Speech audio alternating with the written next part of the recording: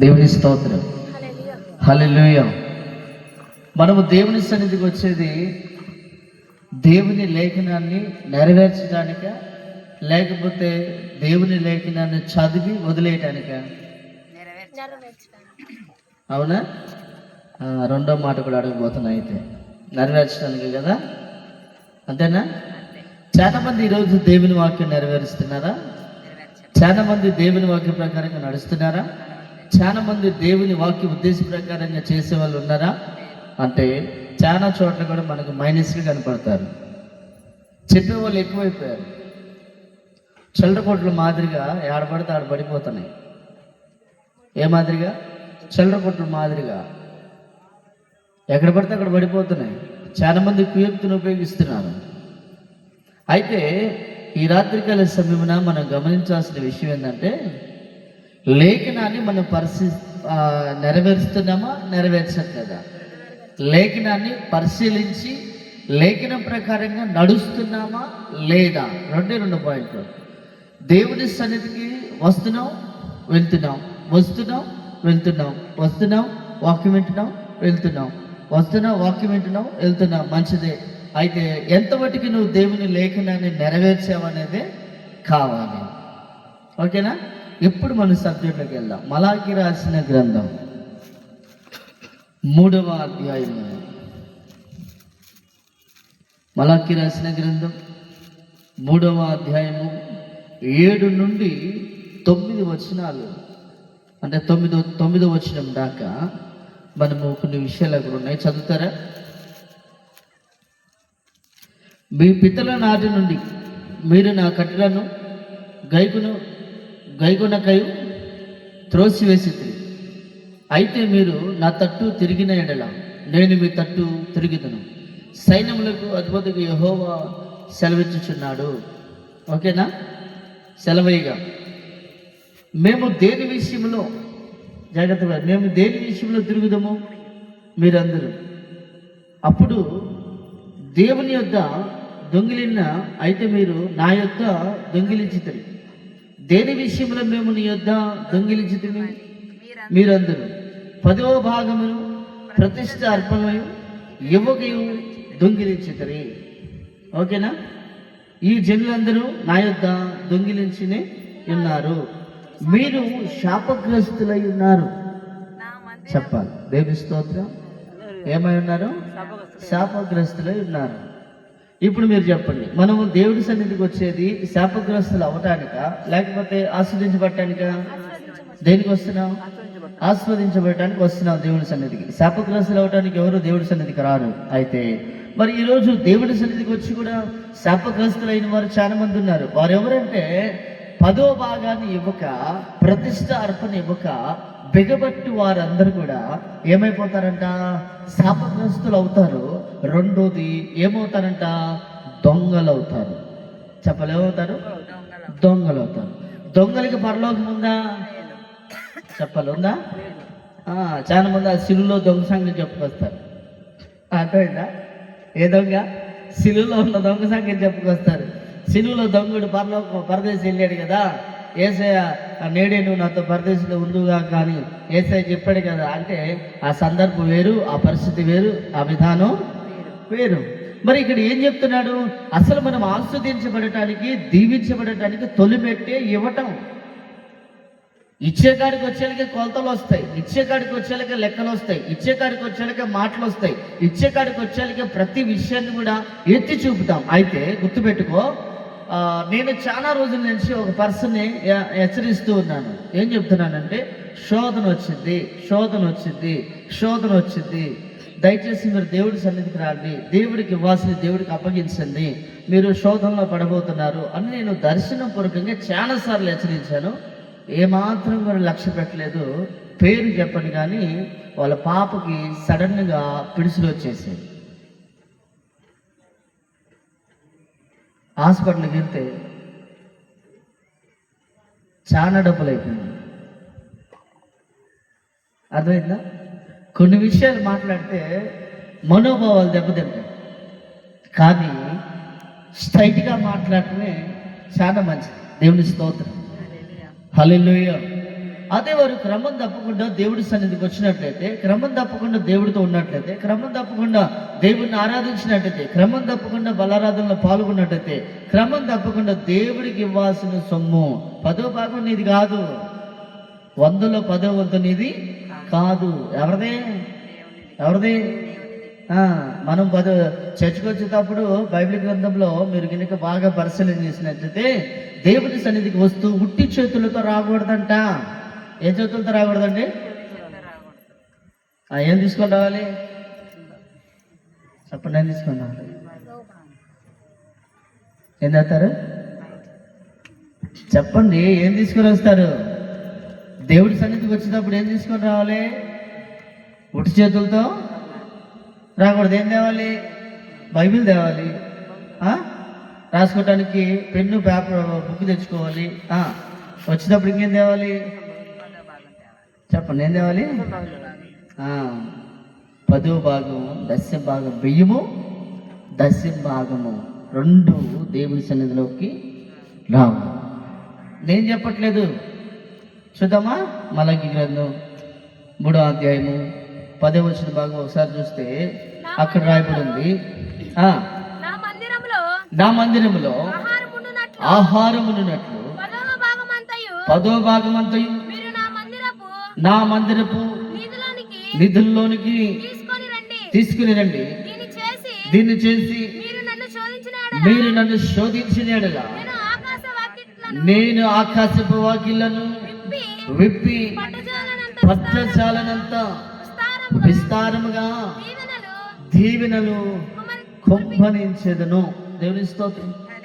హల్లెలూయా. మన 10వ భాగం తెచ్చే కదా ఆశీర్వాదం అడగాలి. 10వ భాగం అనగా 10వ భాగం బియ్యము, 10వ భాగము 10వ భాగం దేవుని మందిరపు నిధుల్లోనికి తీసుకుని వచ్చి దేవుని మన యొక్క మందిరపు నిధుల్లో దైవజనులకు అప్పగించి, అప్పుడు మనము ఎవరితో ఫైట్ చేయాలి? ఎవరితో? మనుషులతో ఫైట్ చేస్తే ఉపయోగం ఏమీ లేదు. అర్థమైందా? మనుషులతో ఫైట్ చేస్తే ఉపయోగం లేదు. లేఖనాన్ని నెరవేర్చి దేవుడితో ఫైట్ చేయాలి.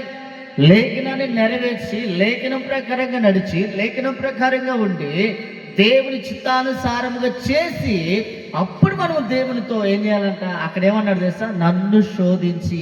ఎవరిని శోధించి?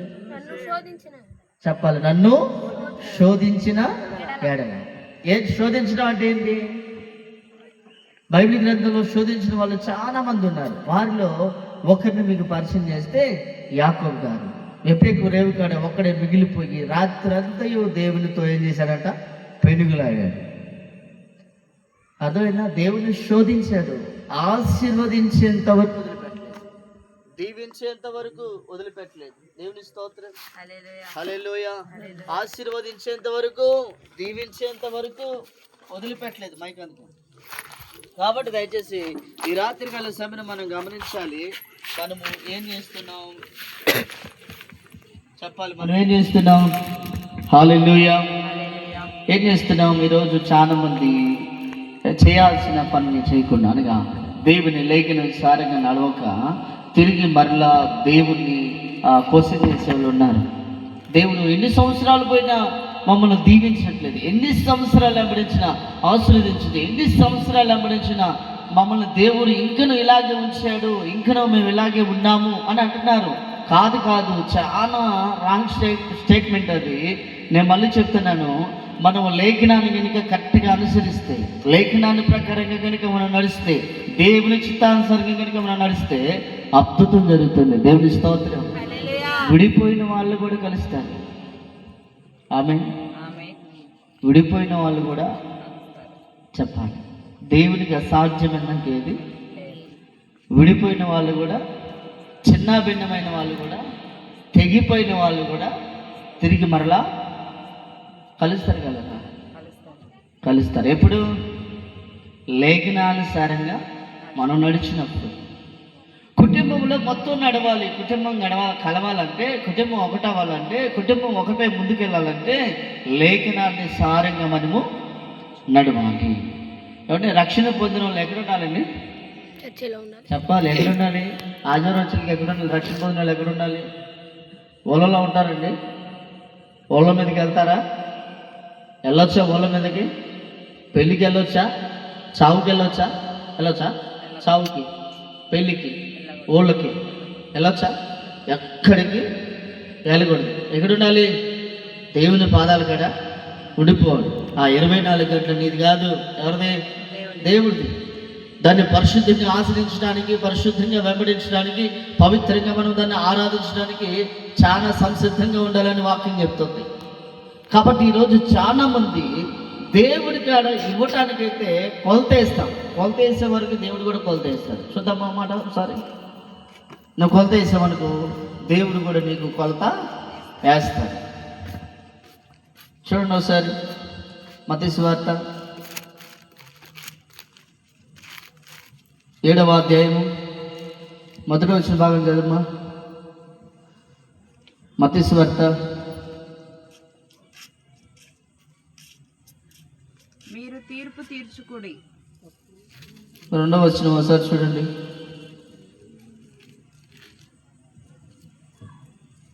సరే, మొదటి నుంచి మీరు తీర్పు తీర్చుకుడి. అప్పుడు మిమ్మల్ని గూర్చి తీర్పు తీర్చబడును. మీరు తీర్పు తీర్చు చొప్పునే మిమ్మల్ని గూర్చి తీర్పు తీర్చబడును. మిమ్మల్ని కొలుత జాగ్రత్త చదవాలి. మీరు కొలుచు, చెప్పాలి. మీరు కొలుచు కొలత చొప్పుననే మీకును కొలవబడును. అంతేనా? మీరు కొలుచు కొలత చొప్పునే మీకు కూడా కొలవబడును. అది ఎవరైనా సరే చెప్పాలి. అది ఎవరైనా సరే, సావుకుడైనా సరే, సావుకురాలైనా సరే, విశ్వాసైనా సరే, బ్రదర్ అయినా సరే, మరెవరైనా సరే, మనం ఏ కొలత అయితే కొలుస్తామో, ఎలా అయితే కొలుస్తామో అదే కొలత, అదే విధముగా దేవుడు నీకు నాకు మనందరికీ కొలుస్తాడు. ఈరోజు చాలా మంది దేవుని కాడ ఇచ్చే విషయంలో కొలిచే కొలతలు చాలా రకాలుగా ఉన్నాయి.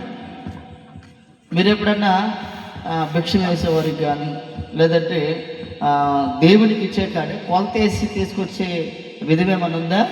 ఉంటే ఆ కొలత సంపూర్ణమైన స్థానంలోనే ఉండాలి. ఎక్కడుండాలి? సంపూర్ణమైన స్థానంలో ఉండాలి. అది అంటే దేవునికి హెచ్చుగా ఇచ్చే స్థానంలో ఉండాలి. దేవునికి ఎదసల్లే విషయంలో మనం వెనకాడని వారిగా ఉండేవారిగా ఉండాలి. ఎందుకంటే వచ్చే శ్రమలు, వచ్చే శోధనలు, వచ్చే ఆటంకాలు అంత ఇంత కాదు, చాలా భయంకరమే. కనుక వాటి నుండి మనం కంప్లీట్గా విడుదల పొందాలంటే దేవుడు చెప్తున్నాడు, నువ్వు ఏ కొలత అయితే కొలుస్తావో అదే కొలత నీకు కొలవబడుతుంది. జాగ్రత్త. ఈరోజు చాలా మంది చాలా వాటి కాడ లెక్కలేస్తూ ఉన్నారు, కొలతలు వేస్తూ ఉన్నారు. అయితే కొలత, ఏ కొలత అయితే మనం కొలుస్తామో ఖచ్చితంగా అదే కొలత నాకు, నీకు, మనందరికీ కూడా కొలవబడుతుంది. అందులో ఏ భేదము లేదు. కాబట్టి మనం అన్ని విషయాల్లో చాలా జాగ్రత్తగా ఉండాలని దేవుని వాక్యము స్పష్టంగా తెలియజేస్తుంది. ఈరోజు చాలా మంది దేవుణ్ణి క్వశ్చన్ చేస్తూ ఉన్నారు. ఆశీర్వాదాల కాడ, దీవెని కాడ, మేలు కాడ అన్నీ క్వశ్చన్ చేస్తూ ఉన్నారు. దయచేసి మనము కొలిసే కొలత, ఇచ్చే కాడ ఎప్పటికీ కూడా మనము కొలత వేయకూడదు. సమృద్ధిగా దేవునికి ఇవ్వాలని, సమృద్ధిగా ఇచ్చి మనం దేవుని కనపరచాలని దేవుని వాక్యము స్పష్టంగా తెలియజేస్తూ ఉంది. సామెతల గ్రంథము 3వ అధ్యాయం 8వ వచనం ఒకసారి చదవండి. సామెతల గ్రంథము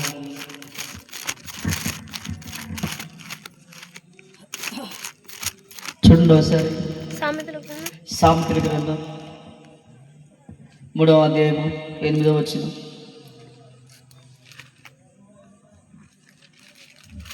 అప్పుడు నీ దేహమునకు ఆరోగ్యమును నీ ఎముకలకు సొత్తయు కలుగును. నీ రాబడి అంతటిలో ప్రథమ ఫలము నీ ఆస్తులు సగభాగమునిచ్చి యెహోవాను గణపరచుము.